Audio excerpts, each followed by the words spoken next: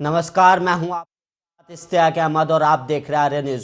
स्वागत है आपका अपना उत्तर प्रदेश बुलेटिन में। बुलेटिन की शुरुआत करेंगे इस वक्त बड़ी खबर से। आपको रूबरू करा दे इस वक्त की बड़ी खबर, जो प्रतापगढ़ से इस वक्त की बड़ी खबर सामने आ रही है, जहां पर सपा के एमएलसी प्रत्याशी को हुई है सजा। इस वक्त की बड़ी और अहम खबर, जहां पर सपा के प्रत्याशी जो है, एमएलसी के जो प्रत्याशी है, उसको सजा हुई है। एमएलसी प्रत्याशी अक्षय प्रताप सिंह को सजा हुई है और सशस्त्र लाइसेंसी मामले में अक्षय प्रताप सिंह को सजा मिली है। और वहीं आपको बता दें कि अक्षय प्रताप सिंह को 7 साल की सजा सुनाई गई है और कोर्ट ने 10,000 रुपये का जुर्माना भी लगाया अक्षय प्रताप सिंह पर, जो सपा एमएलसी प्रत्याशी और अदालत के बाहर समर्थकों की भारी भीड़ भी रही और कोर्ट के गेट पर पुलिस का कड़ा पहरा लगाया गया था और अक्षय प्रताप सिंह गोपाल जी को भेजा गया है जेल। और वहीं आपको बता दें कि 1997 में तत्कालीन नगर कोतवाली ने दर्ज कराई थी रिपोर्ट, जिसके बाद अब फैसला आया और सपा प्रत्याशी जो थे उन्हें सजा सुनाई गई है।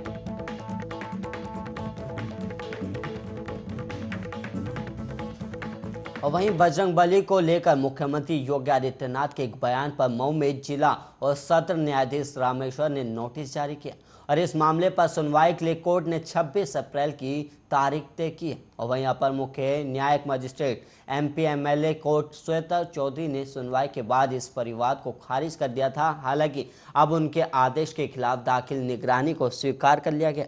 दरअसल धोरी घाट निवासी नवल किशोर शर्मा ने एक परिवाद दाखिल किया था, जिसमें मुख्यमंत्री योगी आदित्यनाथ को आरोपी बनाते हुए तलब करने का अनुरोध किया गया था।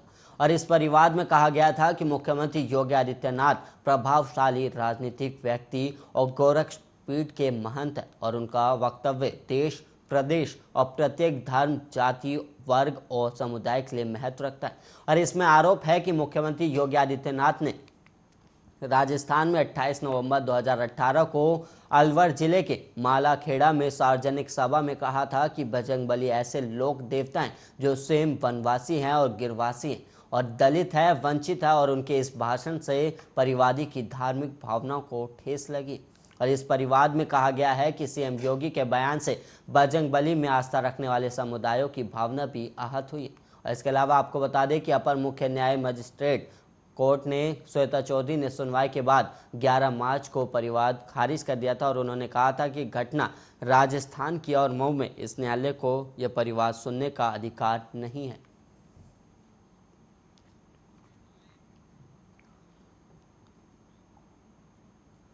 और वहीं यूपी के कुशीनगर जिले में टॉफिया खाने से 4 मासूम बच्चों की जान चली गई और गांव में एक साथ 4 बच्चों की मौत से हड़कंप मच गया है। और वहीं सीएम योगी आदित्यनाथ ने इस मामले का संज्ञान लिया और तत्काल डीएम और सीएमओ को मौके पर पहुंचने के बाद निर्देश भी दिए और इसके साथ ही उन्होंने पीड़ित परिवारों के प्रति अपनी संवेदना व्यक्त की। और वही मृतक बच्चों में 2 लड़के और 2 लड़कियां शामिल हैं और ये टॉफियां बच्ची के घर के बाहर फेंकी गई थी, जिन्हें बच्ची ने उठाकर खा लिया। और ये मामला कसिया थाना क्षेत्र के सिसई के लठौर टोला इलाके का है।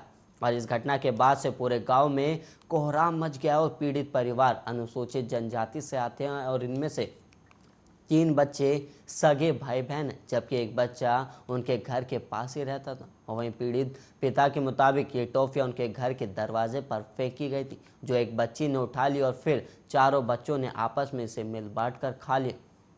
और वहीं टॉफियां खाने के बाद ही उनकी हालत बिगड़ने लगी और फिर उनकी जान चली गई। और इस घटना के बाद पुलिस प्रशासन मौके पर पहुंच गया और परिजनों ने किसी से भी दुश्मनी होने की बात से इनकार किया। और ये टॉफियां यहां कैसे आई या किसने फेंकी, इसे लेकर अभी तक कोई जानकारी नहीं मिल पाई। और मामले की गंभीरता को देखते हुए सीएम योगी आदित्यनाथ ने खुद इसका संज्ञान लिया और उन्होंने पीड़ित परिवार के प्रति अपनी संवेदना व्यक्त की और डीएम और सीएमओ के तत्काल मौके पर जाने के आदेश भी दिए हैं।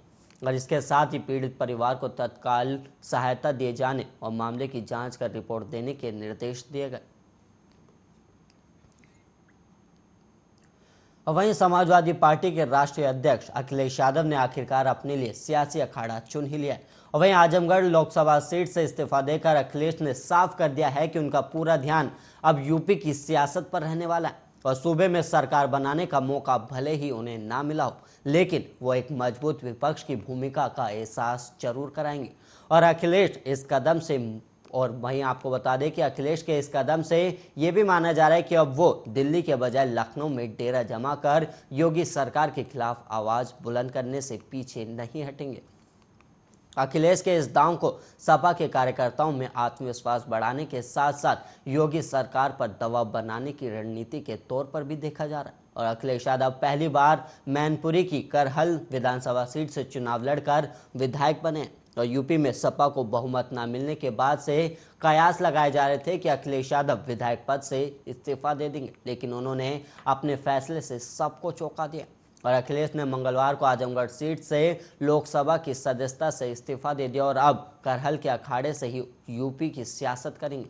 और इसके अलावा आपको बता दें कि अखिलेश यादव के साथ साथ आजम खान ने भी रामपुर लोकसभा सीट से इस्तीफा देकर विधायक पद को अपने पास रखा। अखिलेश यादव और मोहम्मद आजम खान, माता प्रसाद पांडे, शिवपाल सिंह यादव और दुर्गा यादव जैसे सपा वरिष्ठ नेता विधायक है और पिछली बार सपा के विधायक दल के नेता रहे राम गोविंद चौधरी चुनाव हार गए हैं और ऐसे में अब देखना होगा कि नेता विरोधी दल कौन होता है। और इसके अलावा आपको बता दें कि सपा प्रमुख अखिलेश यादव ने जिस तरह से लोकसभा सदस्यता छोड़कर विधायकी को चुना, उससे यही माना जा रहा है कि वो विधानसभा में नेता प्रतिपक्ष की जिम्मेदारी खुद उठाएंगे और ऐसे में योगी सरकार को कई मुद्दे पर घेरने की भूमिका में भी वो दिख सकते हैं। हालांकि अब देखना होगा कि वो स्वयं नेता विरोधी दल बनते हैं या फिर किसी अन्य वरिष्ठ को विपक्षी नेता बनाते हैं, क्योंकि सदन में कई वरिष्ठ नेता जीत कर पहुंचे और अखिलेश यादव सांसद रहते हुए ज़्यादातर वक्त दिल्ली में रहते थे, जिसके चलते कई बार उन पर यूपी से दूरी बनाने के भी आरोप लगे और ऐसे में इस्तीफे के सहारे वो ये संदेश देना चाहते हैं कि विधानसभा चुनाव में मिली हार के बाद वो यूपी की सियासत पर ध्यान देंगे। 2017 में विधानसभा चुनाव हारने के बाद अखिलेश केंद्र की राजनीति करने लगे थे और इसके बाद ऐसा माना गया कि यूपी में विपक्ष कमजोर पड़ गया है।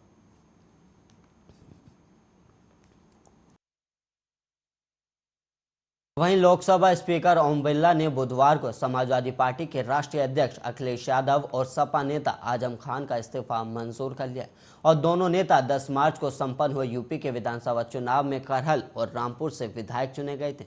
और अखिलेश यादव ने मंगलवार को लोकसभा अध्यक्ष से मुलाकात कर लोकसभा की सदस्यता से इस्तीफा का पत्र सौंपा और वो आजमगढ़ संसदीय क्षेत्र से सपा के लोकसभा सदस्य हैं और इसके अलावा रामपुर संसदीय सीट से समाजवादी पार्टी के सांसद आजम खान ने भी लोकसभा की सदस्यता से इस्तीफा दे दिया और इस बारे में उनका संदेश लोकसभा अध्यक्ष के कार्यालय को प्राप्त हो गया और आजम खान ने हाल में यूपी विधानसभा चुनाव में रामपुर विधानसभा क्षेत्र से जीत दर्ज की थी और अखिलेश यादव ने जब लोकसभा अध्यक्ष से मुलाकात कर इस्तीफा दिया तब उनके साथ पार्टी के वरिष्ठ नेता और राज्यसभा सदस्य राम गोपाल यादव भी मौजूद थे और वहीं अखिलेश यादव करहल विधानसभा सीट से निर्वाचित हुए हैं और उन्होंने केंद्रीय मंत्री एसपी सिंह बघेल को मात दी थी। और वहीं आपको बता दें कि बीते दिनों संपन्न हुए विधानसभा चुनाव में बीजेपी को 255 सीटें और अपना दल को 12 और वहीं निषाद पार्टी को 6 और आरएलडी को 8 सीटें मिली और इसके अलावा आपको बता दें कि सपा को 111, सुभाषपा को 6, बसपा को 1, कांग्रेस को 2 और जनसत्ता दल लोकतांत्रिक को 2 सीटें मिली थी।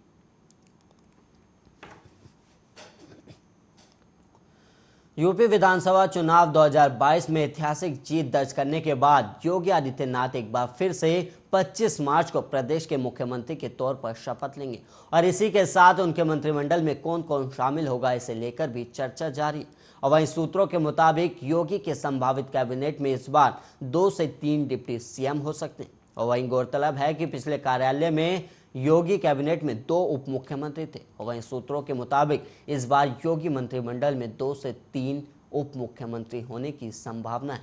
केशव प्रसाद मौर्य के अलावा बेबी रानी मौर्य, ब्रजेश पाठक को उप मुख्यमंत्री बनाया जा सकता है। और यहाँ आपको बता दें कि केशव प्रसाद मौर्य सिराथू विधानसभा सीट से चुनाव हार गए थे, बावजूद इसके पार्टी उन्हें हटाकर किसी भी तरह का कोई रिस्क नहीं लेना चाहती और 2017 में भी केशव प्रसाद मौर्य के प्रदेश अध्यक्ष रहते हुए बीजेपी ने जीत हासिल की थी। हालांकि इस बार चुनाव हारने के बाद उनके भविष्य को लेकर अब अटकलें लगाई जा रही थी, लेकिन पार्टी के मुताबिक मौर्य ओबीसी के बड़े नेता के तौर पर उभरे और ऐसे में उन्हें हटाने की गलती बीजेपी नहीं करना चाहती। वहीं इस बार योगी के मंत्रिमंडल में करीब 2 दर्जन कैबिनेट मंत्री हो सकते हैं और इसके अलावा सूत्रों के मुताबिक करीब 12 लोगों को राज्य मंत्री स्वतंत्र प्रभार दिया जा सकता है और योगी कैबिनेट में 10 से अधिक लोगों को राज्य मंत्री भी बनाया जा सकता है। और इसके साथ साथ आपको बता दें कि योगी का भव्य शपथ ग्रहण समारोह लखनऊ के इकाना स्टेडियम में 25 मार्च को शाम 4 बजे होगा और इस दौरान योगी के साथ उनके मंत्रिमंडल में शामिल होने वाले मंत्री भी शपथ ग्रहण करेंगे।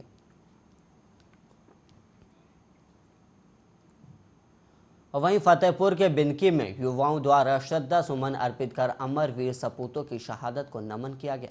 वहीं जहानाबाद विधायक राजेंद्र सिंह पटेल ने भी अपनी उपस्थिति दर्ज कराई है और युवा विकास समिति के जिला प्रवक्ता आलोक गौड़, शिवशंकर सिंह, रुद्रपाल सिंह, सोम ठाकुर, अंशुल गुप्ता, हर्षित सिंह, पवन चौहान, रविंदर कुमार ने श्रद्धांजलि सभा में अमर शहीद भगत सिंह, राजगुरु और सुखदेव की शहादत को राष्ट्रभक्ति की दृष्टि से अविस्मरणीय बताया और वहीं तीनों शहीदों को नमन करते हुए युवाओं के सर झुक गए और आंखें नम हो गए और शहीद स्थल भवन इमली भारत माता की जय और वहीं इंकलाब जिंदाबाद के नारों से गूंज उठा। और वहीं विधायक राजेंद्र सिंह पटेल का आलोक गौड़ ने प्रतीक चिन्ह देकर स्वागत भी किया और विधायक राजेंद्र पटेल ने युवाओं से कहा कि वो क्रांतिकारियों से सीख ले और उनके दिखाए राह पर चले और उन्होंने ये भी कहा कि यहाँ पर उन्होंने पूर्व से मंत्री रहते हुए शहीदों की प्रतिमाएं स्थापित कराई थी और आज जो कमी है वो विकास कार्य अब किए जाएंगे और शहीदों की कभी भुलाया नहीं जा सकता। और वहीं आज इन्हीं शहीदों के कारण हम सब खुले में सांस ले पा रहे हैं। देखिए, सच्चाई तो यही है कि अगर हमारे अमर शहीदों ने कुर्बानी न देते तो आज देश गुलाम रहता। उन्होंने अपने कुर्बानी दे करके हमें स्वतंत्र कराया है।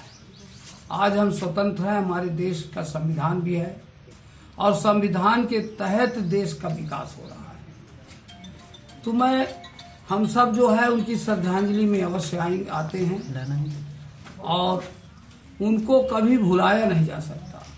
ये जब तक देश और दुनिया है, ये धरती है, तब तक हम सब लोग अमर शहीदों को श्रद्धांजलि देते रहेंगे। नमन। अमर शहीद भगत सिंह, राजगुरु और सुखदेव की बलिदान का दिवस है। उनकी शहादत को याद करके इस शहीद स्थल में मंत्री जी के साथ हम सब लोगों ने उनकी शहादत को नमन किया, उनके कृतित्व और व्यक्तित्व पर प्रकाश डाला। हमेशा ऐसे क्रांतिकारियों के विचार हम सब लोगों को प्रेरणा देने का काम करते हैं और शहीदों की चिताओं पर लगेंगे हर बरस मेले। उनकी शहादत का यही बाकी निशा होगा, ये हम सब लोग सुनते आए हैं और ये शहीद स्थल था और उसके साथ आज शहीदी दिवस। हम सब लोगों के हृदय में राष्ट्रभक्ति के प्रति भावना जागृत होती है और ये पल अविस्मरणीय इसलिए रहेगा क्योंकि उनकी शहादत।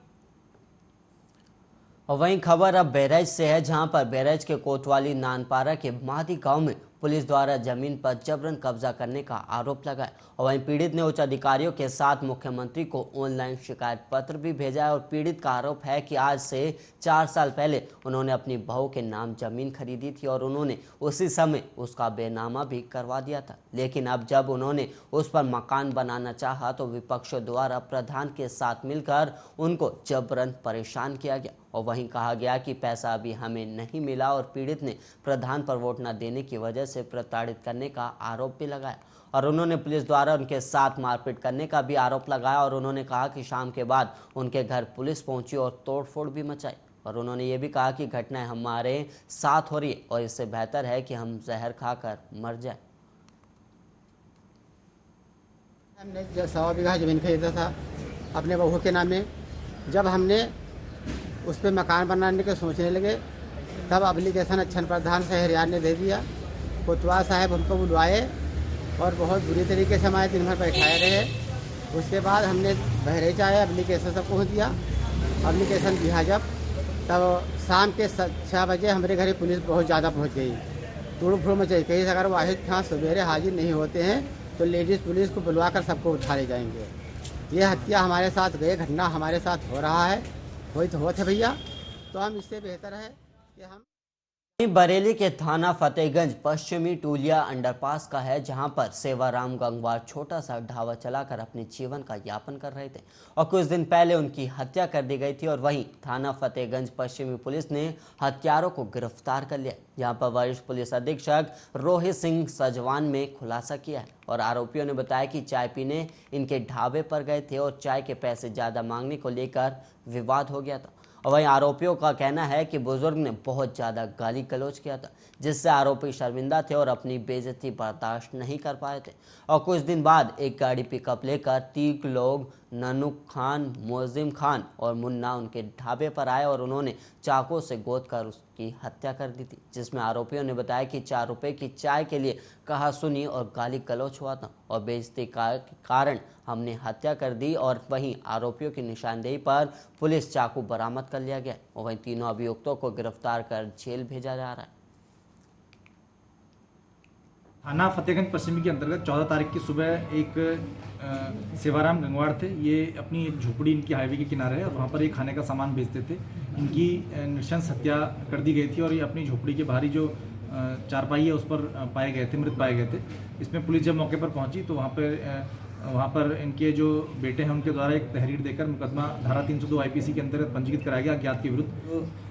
2 लोग हैं, वो तीनों ही लोग हैं, वो धंतिया गांव का है, जो मृतक का जो पास का गांव का है उसके रहने वाले हैं। इसमें जो मुन्ना ननकूर मुनव्वर खां हैं, ये एक दिन पहले वहाँ पर चाय पीने गए थे और चाय पीने के पैसे के रेट को लेकर इनके आपस में बहस हुई थी और जो बताया गया है कि जो मृतक है उन्होंने इनका बहुत अपमान किया था और इस वजह से, और वहाँ पे इसके गांव के लोग भी मौजूद थे, तो ये जो व्यक्ति है उसको काफ़ी अपमान महसूस हुआ। और उसके बाद ये अगले दिन जब घर गया तो शराब के नशे में इसने 2 और लोगों को ये बात बताई और तीनों ही ने मिलकर जो 13 तारीख की रात्रि को उसके इस झोपड़ी पे। और वहीं खबर अब बिजनौर से है, जहां पर बिजनौर के थाना हेमपुर दीपा के गांव फतेहपुर का रहने वाले सतपाल को उसी के भांजे सुरेद ने 7 मार्च को गोली मारकर मौत के घाट उतारने का प्रयास किया था और इस गोलीबारी के दौरान सतपाल गंभीर रूप से घायल हो गया था। और वहीं उधर परिजनों द्वारा मृतक सतपाल को इलाज के लिए जिला अस्पताल बिजनौर लाया गया था, जहां पर इलाज के दौरान सतपाल ने दम तोड़ दिया था। और इस घटना को लेकर परिजनों ने भांजे सुरेंद्र और उसके साथी नीरज के खिलाफ हत्या का मुकदमा दर्ज कराया था। और वहीं इस घटना को लेकर SP डॉक्टर धर्मवीर सिंह ने बताया कि पुलिस ने आरोपी भांजे सुरेंद्र को गिरफ्तार करके जब पूछताछ की तो पता चला कि जिस महिला के साथ उसके संबंध थे, उसी महिला के साथ मृतक मामा सतपाल ने भी 2 से 3 महीने पहले से महिला से बातचीत करनी शुरू की थी। और कई बार मना करने के बावजूद भी जब मामा सतपाल नहीं माना तो भांजे सुरेंद्र ने अपने साथी नीरज के साथ मिलकर सतपाल को गोली मारकर उसे मौत के घाट उतार दिया। और इस घटना को लेकर दोनों आरोपियों को पुलिस ने गिरफ्तार कर लिया और जेल भी भेज दिया है।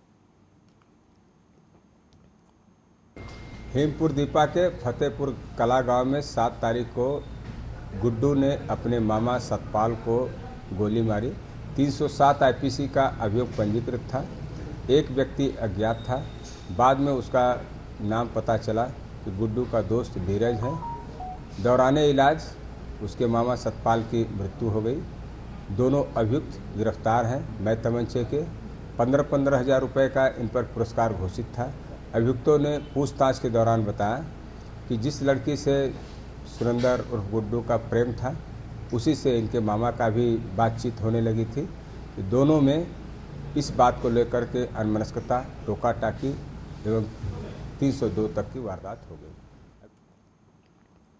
और वहीं यूपी के CM योगी भले ही गोवंशों के प्रेम में जिलों में गो संरक्षण के लिए बजट देने में कोई कोरी कसर न छोड़ रही हो, लेकिन सरकार के नौकरशाह गाय को चारा और पानी तक उपलब्ध नहीं करा पा रहे और नतीजा गोवंश भूख प्यास से तड़प कर मर रहे हैं। और वहीं लखनऊ से सटे उन्नाव में सरकारी गौशालों में गाय का लापरवाही के चलते भूख और प्यास से तड़प कर दम तोड़ रही है।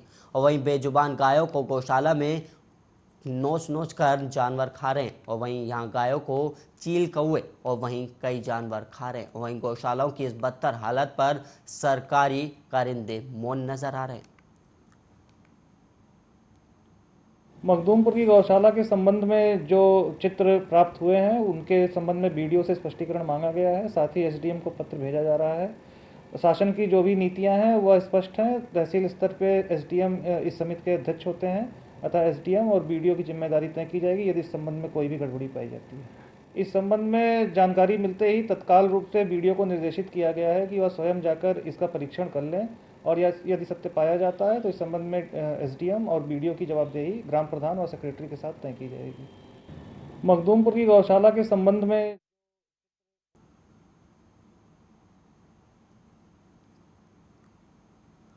वहीं ताज नगरी आगरा में हर साल आयोजित होने वाला ताज महोत्सव इस बार कोरोना काल के बाद 2 साल बाद आयोजित किया जा रहा है। और वहीं ताज नगरी आगरा के शिल्प ग्राम में इस ताज महोत्सव का आयोजन किया गया जो कि 22 मार्च से 29 मार्च तक रहेगा। वहीं ताज महोत्सव में भारत के कई प्रदेशों से शिल्पकार, चित्रकार और कलाकार अपनी अपनी कलाओं का प्रदर्शन करने वहीं आते हैं। वहीं ताज महोत्सव में कई प्रकार की दुकानें की लगाई जाती हैं और वहां पर भारत की हर संस्कृति से संबंधित सामानों को बेचने के लिए भारत के कई प्रदेशों से व्यापारी भी आते हैं। और वहीं आज हमारी आगरा संवाददाता ममता भारद्वाज ने कोरोना काल के 2 साल बाद आयोजित हुए ताज महोत्सव में व्यापारियों और ताज महोत्सव देखने आए सैलानियों से खास बातचीत की है, और भी आप देखिए।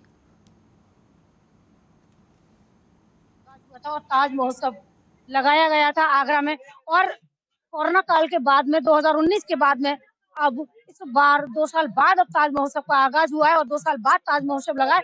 और यहाँ देखिए, मैं बात कर लेती हूँ, यहाँ कुछ दुकानदार मेरे साथ मौजूद हैं और मैं इनसे बात कर लेती हूँ, जान लेती हूँ इस बार पहले की अपेक्षा कितना इस बार सेल है और कितना इनको इनकी जो ग्राहकी है, जो दुकानदारी है, कितना प्रभाव पड़ा है। क्या कुछ कोरोना काल का कुछ प्रभाव पड़ा है? मेरा नाम हसन अली है। हसन अली जी, ये बताइए, इससे पहले भी आप यही मैं ऐसा 17 साल हो गए इसमें, लेकिन इस साल बहुत हल्का है। 17 साल से यही आप सब लगा रहे हैं? जी जी जी जी। जी बताइए, पिछली बार की अपेक्षा जब 17 साल से कंटिन्यू आप लगाते आ रहे हैं, और तब से और अब में क्या अंतर है? अंतर पता नहीं, ये कोरोना काल के मसवायत होगा और बात जो है इसमें इलेक्शन गया है, इसके साथ मतलब थोड़ा अंतर हो गया है। इसलिए 50% है। जी जी। मतलब पहले की अपेक्षा ठीक नहीं है? पहले से मतलब 50% अभी है। हाँ, मतलब बहुत सस्ता है, काम इसमें बिल्कुल नहीं है। नहीं। जमीन की अगर बात करें तो पिछली बार की अपेक्षा जमीन कैसी, महंगी मिली है या सस्ती? पहले से ये मान के चलिए 1-2 हजार से हम लोग का क्या अंतर पड़ जाएंगे। मान के चलिए अगर 2 हजार ज्यादा ले लिया है कोई अंतर नहीं पड़ेगा, 2 हजार कम ले लिया है कोई अंतर नहीं पड़ेगा। हमें तो सेल सही है, सेल से मतलब है हमारी, सेल नहीं है। लेकिन दूसरे साल से मतलब ऐसा पिछले 2020 में लगा था, उससे मतलब 2000 रुपये जगह की कम है, लेकिन सेल नहीं है। कम होने से क्या बात है, सेल नहीं है। बहुत सस्ता है, बहुत सस्ता है। बिल्कुल। देखिए, जब इससे पहले 2019 में ताज महोत्सव लगा था ताज नगरी आगरा में, और यहाँ दुकानदारों से मैंने बात की और बताया इन्होंने 2019 की अपेक्षा इस बार काफी सस्ता है, काफी मद्दा है और काफी इनके जो सेल है उस बहुत असर पड़ा है। चलिए, हम और भी यहाँ दुकानदार हैं, हम उनसे भी बात कर लेते हैं और जान लेते हैं कि इस बार पिछली बार की अपेक्षा इस बार ताज महोत्सव में किस तरह की उनकी सेल हो रही है। क्या कुछ कोरोना काल का कुछ असर पड़ा है या फिर ठीक है या कैसा है? भैया नाम बता दीजिए। मोनिस। मोनिस जी, ये बताइए, इससे पहले आप यही दुकान लगाते थे? जी, हर साल लगाते हैं यहीं पे। कितने सालों से यहाँ लगातार आप दुकान लगा रहे हैं? 20 साल हो गए। पापा लगाते थे पहले, अब हम लगा रहे हैं। ये बताइए, 20 साल से लगातार आप जिस तरह यहाँ दुकान लगा रहे हैं ताज महोत्सव में, तो अब पिछली बार की अपेक्षा इस बार किस तरह की सेल हो रही है? क्या अच्छी हो रही है या फिर रिस्पॉन्स अच्छा ही जा रहा है। इस बार 2 साल बाद लगाया ना, तो रिस्पॉन्स अच्छा ही जा रहा है। साल बाद लगाए, काफी ये खुश हैं, बड़ा खुश नजर आए हैं। और आगे भी चलते हैं और हम और लोगों से बात कर लेते हैं और जान लेते हैं कि देखिए किस तरह का ताज महोत्सव में इनकी जो दुकानदार है उनकी सेल हो रही है। और देखिए, हम आगे भी चल के आ गए हैं और यहाँ एक और शॉप है। यहाँ देखिए तरह तरह की यहाँ मूर्तियां हैं, काफी अच्छी, काफी डेकोरेट करने वाली जो चीजें हैं घरों में, जो लोगों अपने लोग घर में सजावट के लिए जो रखते हैं। और मेरे साथ तो यहाँ काफी अच्छी, बहुत ही बड़ा ही सुंदर है, बड़ा खूबसूरत मूर्तियां हैं। और यहाँ ये दुकान है और मैं इनसे यहाँ मेरे साथ अब दुकानदार मौजूद है, मैं इनसे बात कर लेती हूँ, जान लेती हूँ कि देखिए भैया, इस बार ये बताइए कि भैया नाम अतुल साहब। ये बताइए अतुल जी कि इस बार पिछली बार की अपेक्षा 2019 में जब ताज महोत्सव लगा, उसके बाद में अब इस बार लगा है 2 साल बाद, तो इस बार ये बताइए कि कैसा दुकान कैसा चल रहा है? ठीक ठाक है? खूब ग्राहक आ रहे हैं? हाँ मैम, ऐसा है कि जो पहले लगता था वो फरवरी के महीने में लगता था, तो मौसम अच्छा रहता था। और जॉब लगा है तो थोड़ा आपको बताइए, गर्मी की वजह से थोड़ा दोपहर पब्लिक नहीं आ पाती है, शाम को 3-4 घंटे पब्लिक आती है, तो उस हिसाब से तो ठीक है। लेकिन जो रिस्पॉन्स हमें सर्दियों में मिलता है वो रिस्पॉन्स तो नहीं है अभी। इस बार हल्का है। हाँ हल्का है, काफी हल्का है। अच्छा, अगर हम बात करें दुकान की जो जमीन आपको मिलती है वो पहले से सस्ती मिली है, महंगी? बहुत महंगी जी, बहुत महंगी। 30,000 रुपये में मिली जी। 30,000 रुपए की कितने दिन की? 10 दिन का। 10 दिन के लिए। तो क्या मानते हैं पिछली बार की अपेक्षा जो महंगाई भी है और 2 साल बाद कोरोना काल के बाद में लगाए, तो क्या मानने हैं आपके कि सस्ता मिलना चाहिए था, और ये तो कि गवर्नमेंट है, गवर्नमेंट तो वैसे सस्ता देती है, प्राइवेट तो एजुकेशन है नहीं है, और प्राइवेट से ज़्यादा पैसे ले रहे हैं। हाँ जी, क्या करें, आते हैं इस बार, इस बार भी आए हैं। कितने सालों से आप यहाँ बराबर लगातार? करीब हो गया 10 साल, तो करीब हुआ हो गया आते आते यार। हाँ जी। लेकिन यहाँ 2 साल बाद भी काफ़ी महँगाई है और इस महँगाई की मार की वजह से कस्टमर्स भी बहुत कम मात्रा में आ रहे हैं। और देखिए, अगर बात करें हम भीड़ की, तो देखिए पीछे का नज़ारा मेरा, यहाँ ये वो रास्ता है, यहाँ पर कभी काफ़ी भीड़ हुआ करती थी, निकलने के लिए जगह नहीं मिलती थी। और लेकिन इस बार ये जो कोरोना काल के बाद में 2 साल बाद ये जो ताज महोत्सव का आगाज़ हुआ, ताज महोत्सव लगा है, तो फिर भी यहाँ देखिए दूर-दूर तक 1-2 लोग देखने को मिल रहे हैं। तो इससे तो साफ ज़ाहिर हो रहा है कि देखिए जो महँगाई है, महँगाई की मार की वजह से लोग कम आते-जाते नज़र आ रहे हैं। अपने सहयोगी अशोक के साथ ममता भारद्वाज, आर्य न्यूज़। तो देखा आपने कैसे ताज महोत्सव में कैसा माहौल बना हुआ है। कोरोना के बाद 2 साल बाद ये ताज महोत्सव का आयोजन हो रहा है और कैसे लोगों में उत्साह है और कैसे दुकानदारों की जो हाल है वो भी उन्होंने बयां की। और इसी के साथ अपना उत्तर प्रदेश बुलेटिन में इतना ही। देश और दुनिया की तमाम खबरों के लिए आप बने रहिए आर्य न्यूज़ के साथ।